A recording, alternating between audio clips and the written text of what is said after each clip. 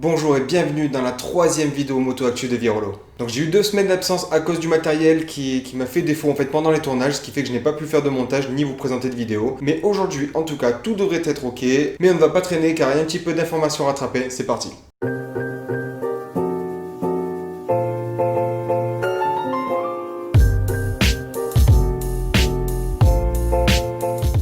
Alors on commence directement avec les rumeurs, il y aurait Yamaha qui nous préparait un T-Max à 3 roues. En effet, le média Cycle World a publié des dessins qui s'apparenteraient au maxi scooter de la marque, mais avec 3 roues.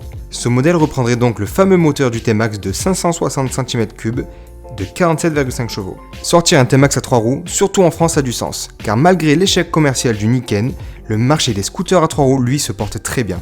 D'autant plus que Yamaha commence un petit peu à maîtriser le sujet des 3 roues. Ils ont sorti le Niken, le Tricity 300 ce mois-ci, mais aussi le Tricity 125 qu'ils ont sorti quelques années auparavant. Donc un 3 roues qui lui a une cylindrée d'un peu plus de 500 cm3 a tout à fait sa place dans la gamme. Donc deuxième rumeur, on a Honda qui nous préparait une sportive de 600 cm3, ça serait la CBR 600 RR. Voici quelques images pour illustrer mes propos. En revanche, nous avons très peu d'informations à ce sujet. Le marché des sportives radicales de 600 cm3 étant relativement faible, les constructeurs ne se débattent pas pour nous sortir ce genre de 2 roues. Honda avec cette machine viendrait se placer directement en face de la R6 ou bien de la ZX6R, mais aussi en face de la future Aprilia RS660, qui elle sortira cette année. Alors nouvelle actualité, à peu près tous les motards s'accordent pour dire que la moto parfaite n'existe pas et qu'il en faudrait plusieurs dans le garage. Elles ont toutes leurs qualités mais aussi leurs défauts. Mais est-ce qu'avec cette nouvelle, la moto électrique nous rapprocherait-il pas de la quête de la moto parfaite? Je m'explique. Vous avez une moto dans le garage et le matin vous vous levez et vous vous dites: tiens, et si ce matin j'allais au boulot avec une moto qui a un bicylindre de 800 cm3 de 77 chevaux, histoire d'avoir du confort et du bon couple moteur? Bon ok, c'est pas mal. Et si le samedi vous vous dites: tiens, j'ai une balade de prévu dans l'école Signeux avec des amis. Si j'y allais avec un bicylindre 2 temps de 250 cm3 de 58 chevaux, pour ressentir de la vibration et avoir un comportement nerveux et m'amuser un peu. Ça c'est cool, non? Allez, une dernière. Et si le dimanche, vous vous dites, si j'allais me faire quelques tours de circuit, histoire que je me défoule à grande vitesse, il me faudrait un 4 cylindres rageur de 600 cm3 qui prend beaucoup de tours, qui délivre à peu près 100 chevaux. Sympa, non? Eh bien tout ça est potentiellement possible grâce à l'électrique, plus particulièrement avec une moto de la marque Two Electron, le modèle Emula. Voici le concept. Cette moto aurait la particularité de pouvoir émuler un moteur thermique, mais pas uniquement au niveau de la puissance, mais aussi de son comportement, de sa vibration, de la boîte de vitesse et même le bruit.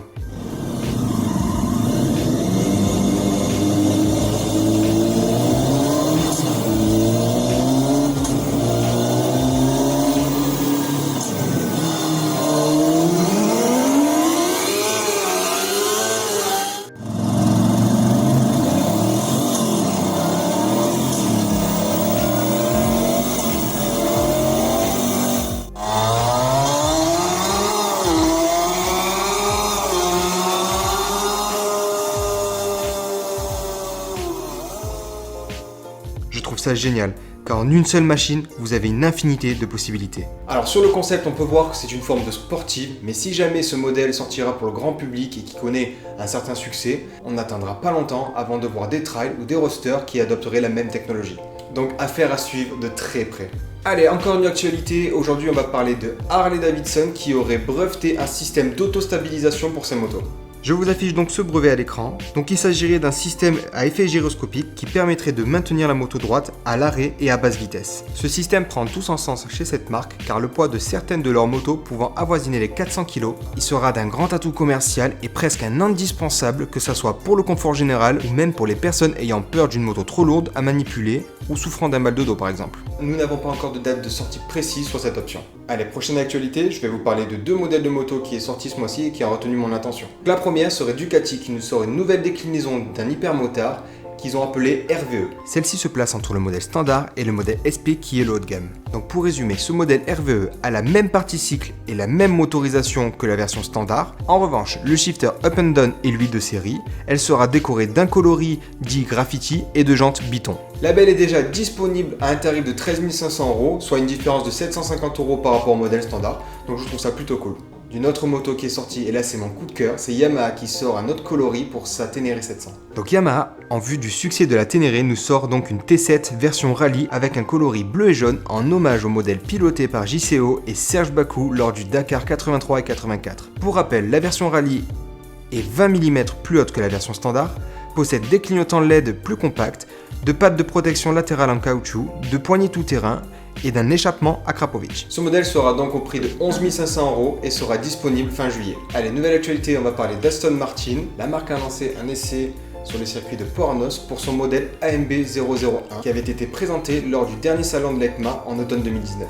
Les tests ont donc pour objectif de valider la géométrie du châssis et l'ergonomie de la moto, mais c'est aussi surtout son comportement sportif qui sera décortiqué afin d'être perfectionné. Cet ovni qui adopte un moteur twin de 180 chevaux sera produit en 100 exemplaires pour la somme de 108 000 € et prévu pour fin 2020. On est clairement dans le segment du luxe, mais je suis très étonné de voir ses performances par rapport à une moto qui nous est plus accessible. Allez, avant-dernière actualité, on va parler d'Indian. C'est l'été et quoi de mieux que de garder ses fesses au frais?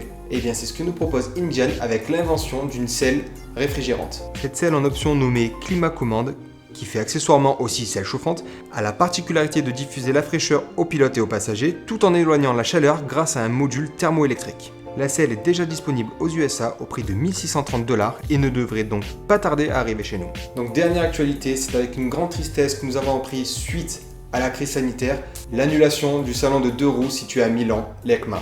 Le salon initialement prévu pour sa 78e édition du 3 au 8 novembre 2020 sera donc reporté du 9 au 14 novembre 2021. On arrive à la fin de cette vidéo, merci de l'avoir regardée. Si vous avez aimé, n'oubliez pas de vous abonner et de mettre un pouce bleu et je vous dis à la prochaine.